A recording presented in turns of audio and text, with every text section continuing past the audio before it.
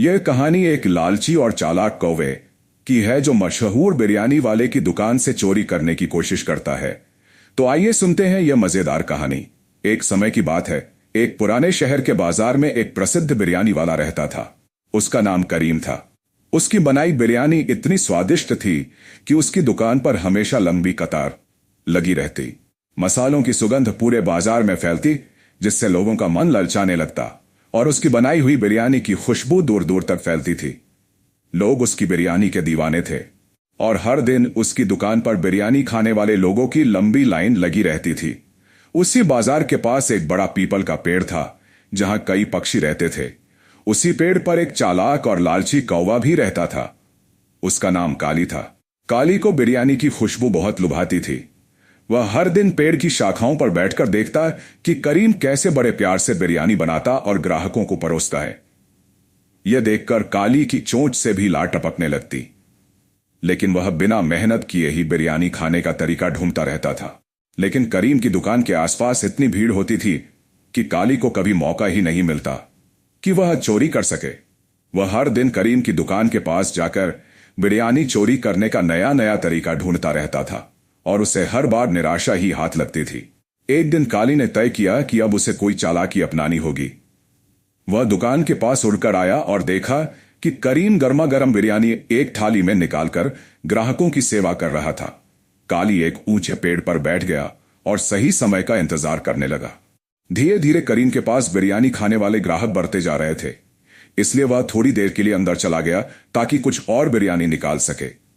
यह देख काली ने झटपट नीचे उड़ान भरी और अपनी तेज चोंच से एक बड़ा बिरयानी का टुकड़ा उठाया और तुरंत उड़ गया।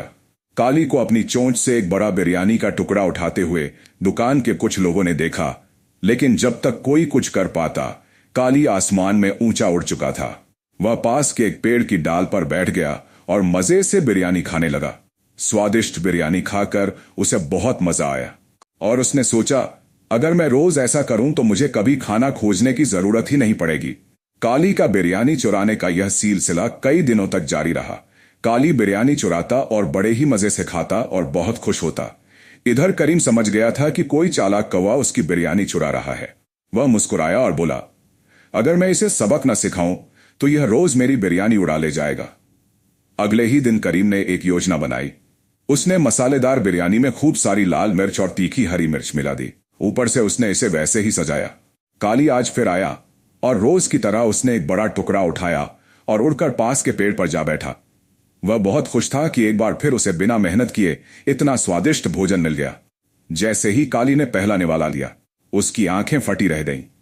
मिर्च इतनी तीखी थी कि उसका मुंह जलने लगा। उसकी आंखों से आंसू निकल आए और वह जोर जोर से तांता करने लगा। उसकी हालत खराब हो गई और वह इधर उधर उड़ने लगा। कां कां कां कां कां। अरे, यह क्या खा लिया मैंने? उसका गला जलने लगा और वह जल्दी से पास के तालाब में जाकर पानी पीने लगा। लेकिन जितना पानी पीता उतनी ही जलन बढ़ती जाती। करीम दूर से यह देख रहा था और हंसते हुए बोला, देखा, लालच का अंजाम यही होता है। मेहनत से खाओ, चोरी से नहीं।